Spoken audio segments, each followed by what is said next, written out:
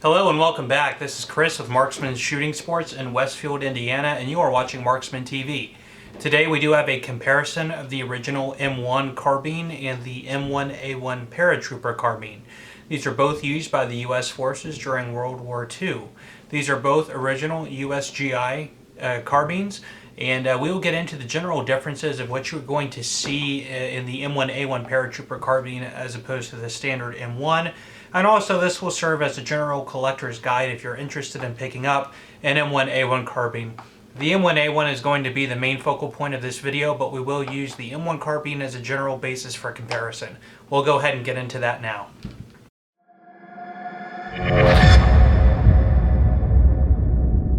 Starting off with the specifications, starting with the M1, it is an 18-inch barrel and a total length of 35.6 inches, and it does weigh 6.2 pounds. The M1A1 carbine is also a barrel length of 18 inches. It has a total length of 35.63 inches. When it's folded, the length is 25.51 inches, and it has an overall weight of 6.19 pounds. Really, the only main difference between the standard M1 carbine and the M1A1 is the stock. The receiver and the barrel and the action and everything internally in both guns is exactly the same. In fact, I can take this receiver out of this gun and drop it into this stock, and they would both function just the same. Now, there are a lot of M1A1 Paratrooper carbines on the market, but by and large, most of them are either a reproduction or have been cobbled together fakes. We're going to go over basically ways you can tell. These, in original condition like this one, can be very expensive, so it's good to know exactly what to look for when thinking about purchasing one of these so you don't make any mistakes and spend too much money on something that isn't necessarily originally correct. Now, there were a number of manufacturers of the M1 carbine. The most common is Inland Division of General Motors. There was also Underwood, Saginaw, Rockola, just to name a few. Winchester also made them. So there were, I believe, about 10 or 11 manufacturers of these things during actual World War II production. Now, there were a lot of M1 carbines made after the war, which would be considered commercial rifles. Usually what was done is a lot of the old surplus GI parts were put together in brand new stocks, maybe new barrels, and they were parted together by companies like Iver Johnson and Universal, and like this one, which is IAI, Israeli Arms Industries. They were put together and usually issued to police forces or sold as surplus. They are, of course, the least desirable. They are still good shooters, but you can usually tell right away if it's a post-market gun. Usually by the top cover. These metal heat-vented shrouds were never standard issue in any GI M1 carbine. Also, you're going to find the manufacturer's markings here on the back. So remember, if it says Universal, Iver Johnson, or IAI, it was not an original GI gun. Now, originally, the M1 carbine was meant to be a substitute rifle for anybody who is not necessarily a mainline rifleman. For example, your cooks, mechanics, drivers, artillery personnel. It was used to be an ancillary weapon as a backup or a personal defense rifle, which is really meant to be used as a last line of defense if the maybe artillery crew was put out of action, or if the cooks or mechanics or Jeep drivers had to resort to a firearm in order to repel an attack or anything under those sorts of circumstances. It was a way to give more firepower, more optimal firepower, other than like the standard issue 1911. It was chambered in the .30 carbine cartridge, which fired through an 18-inch barrel like this, did actually have a pretty good amount of stopping power, and it was a viable round. Of course, you're not going to have the range and accuracy of the standard rifle, the .30-06, used in the 1903s and the M1 Garands, but it was definitely still a viable option. Of course, airborne divisions of the Army also needed to use the M1 carbines if you had your radio operators, or anybody that would be jumping with the airborne divisions that might need to use an M1 carbine. So this was adopted. It is the M1A1, which did have a folding stock. Because it did have a folded length of 25.5 inches, the stock could be folded in over to the side, and you have a very small and easy to jump with rig, which would usually be put into some sort of scabbard which was attached to the thigh. That way, if these people had other equipment like radios or anything else, it made a less cumbersome package for them and easier to jump with. These are issued to Army paratrooper divisions, and later in the war they were issued to the Marines. Now, when a lot of people look at M1 carbines, they get caught up pretty much in the correct or matching parts. Now there was, in U.S. small arms, there really is no such thing as matching, like when it comes to K98s or anything from another country, as all the parts were not serialized. Usually the receiver would be serialized, and you would find varying numbers on different parts. Those are actually part drawing numbers, and they would not all be matching to each other, and that would be correct. Another thing, when people are looking at M1 carbines, if they're looking at a Winchester or an Inland, they like to think, well, is it all parts matching? Are they all Inland parts or all Winchester parts? Actually, in most cases, if you find a Winchester carbine or an Inland carbine and every single part is made by that manufacturer, usually you can assume that that rifle was actually pieced together. Many times, actually more often than not, when these things originally left the factory, they were built on a conglomeration of different parts made by different manufacturers. You might have, in a particular month of production, Inland making receivers and stocks. You might have Winchester making barrels. You might have Saginaw making sight bases. And all those parts were shipped to the differing manufacturers so that they could all be put together quickly, so they all didn't necessarily have to have all the tooling for every single component on the rifle. It was just a way of keeping production up. Again, when they made these things, they didn't care about parts matching and being all original to the manufacturer. They cared about getting them made and out the door as quickly as possible.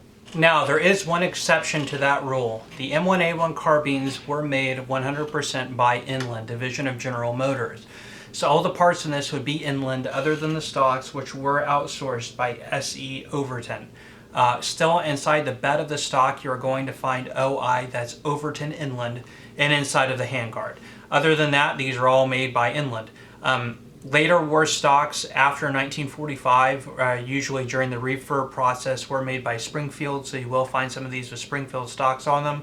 But if it's not an Overton stock, and I think Overton also outsourced to another company, I can't remember what the name of that company was, and they made, I think, some varying parts for the M1A1 Paratrooper stocks. So in a lot of cases I've seen on different forums and on Gunbroker, people advertising original M1A1 Paratrooper stocks, but you can tell right away if the receiver is made by Underwood or by Rockola or by Saginaw. It might be an original stock that it is in, but it's not an original M1A1 carbine. It should be all made by Inland. They were made by Inland between 1942 and 1944, and there were very specific production dates. So in 1942, between November and December, the production run would be between around 200,000 to 300,000 in the serial range. In 1943, they were made in January and again in March through December of 1943, and that would be serial numbers 400,000 through 1 million, and then 2,900,000 through 3 million. And then 1944, they were made May through December, and those serial number production codes or production ranges were 5,200,000 through 5,500,000, 6,200,000 through 6,400,000, and 6,600,000 through 6,900,000. What would happen is when Inland was also making all of the carbines, and when a production run of the M1A1s would come up, they would just continue making the carbines under the current number of receiver or the serial number that they were at the time of making it. So they weren't designated a certain single block for production of M1A1 carbines. They were, if a contract was going to be made through 3 months, they would just stop the M1 production, make that 200,000 or however many units, 100,000, whatever. Then those would be the M1A1s, and then they would continue production back to the standard M1s, resuming the serial number where they left off on the M1A1. So it can be a little bit finicky. So there are resources online that have the serial number dates on them. For example, if you want to find some excellent information on the M1A1 carbine and M1 carbines in general and the M1 Garand, the complete guide to the M1 carbine and M1 Garand by Bruce Canfield is an excellent resource, and I definitely recommend picking this book up. Now, at the time of publication of this book, that serial number range had not been identified, so it's not in here, but all those serial number ranges you can find online. If you're looking into an M1A1 carbine, of course, the first thing to check, is it an Inland, and check the serial number, make sure it falls within that production date. Conversely, all of the Inland carbines, and a lot of the other manufacturers too, would place their manufacturer's code right up here on the front of the barrel, as well as the barrel date or the production date. Now, in the later 5 million to 6 million block, Inland didn't always put the production month and year on the barrel, and that is the case on this example. But if you're looking at a 1943 or a 1944 and the serial number range falls in that production year, check the barrel to make sure that that is consistent with the date on the barrel. Other things to keep in mind by looking at the handguard, they did have 2 rivet and 4 rivet variations. So this particular carbine is made by US Postal Meter, as denoted by the production manufacturer's mark on the back. It does have a 2 rivet forward handguard that was beginning in production in 1943 up until about mid to late 1944, when it was later replaced with a 4 rivet variation. So this has the 4 rivet. The extra 2 rivets were added to give more durability. So this handguard is actually correct for this rifle. This rifle is of course an inland.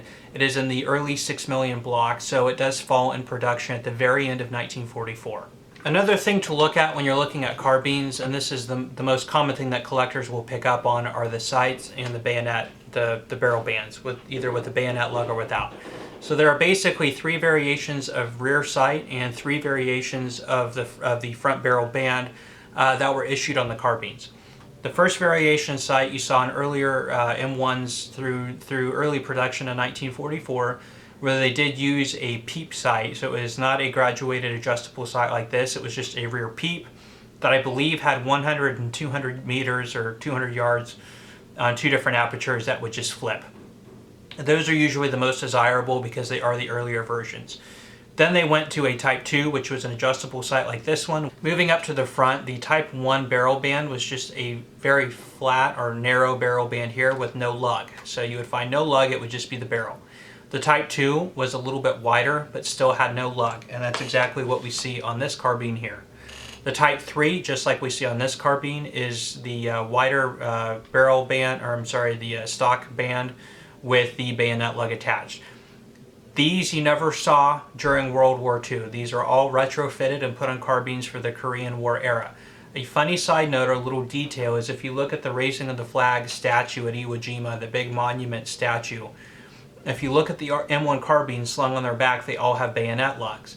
That is a technical detail that's a little bit incorrect, actually. Well, it is incorrect, because these barrel bands would not have been on their rifles at the time of that photo being taken.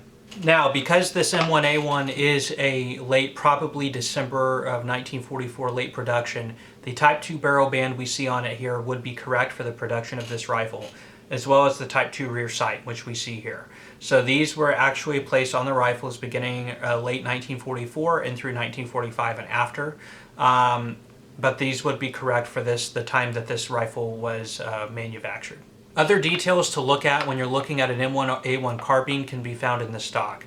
So the stocks were, of course, folding, and they did have a leather cheek piece here, which was held in place by 3 rivets.